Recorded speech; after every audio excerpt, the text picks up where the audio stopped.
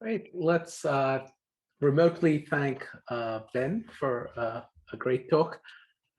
So a couple of questions, and I'll some of these may go maybe to Ben and Elliot, but also maybe some of the other Arkouda team members. Mike, I know you're in the audience.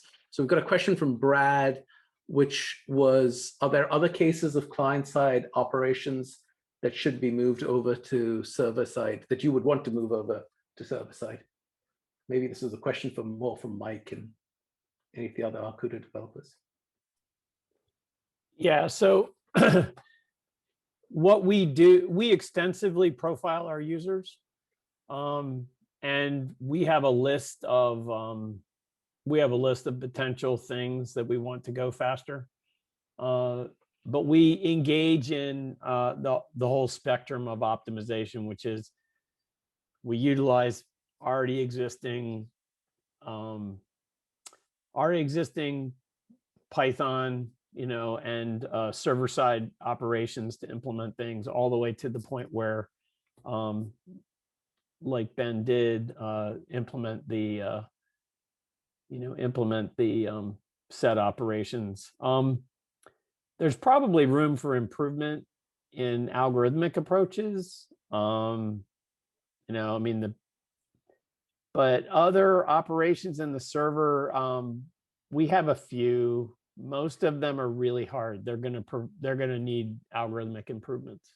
So. Great, thanks. There was one more question from Harumi Kuno. Are there optimizations that you gain out of this that would be good that haven't been folded back into Chapel but should be? Maybe it's a question for Elliot.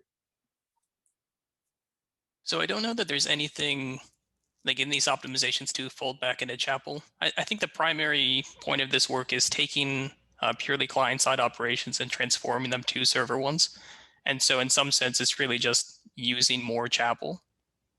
So it's like, it was kind of calling already existing Chapel code in the server, not really into standard libraries or anything like that. Was there a bunch of optimization that had to happen in Chapel to make this as efficient as it was? So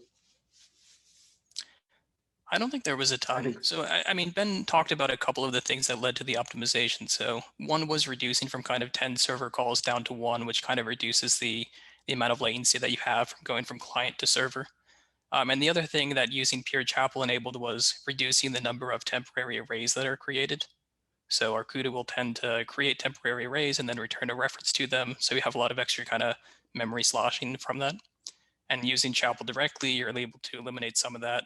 And there are other optimizations, like I think, let me see if I can screen share here.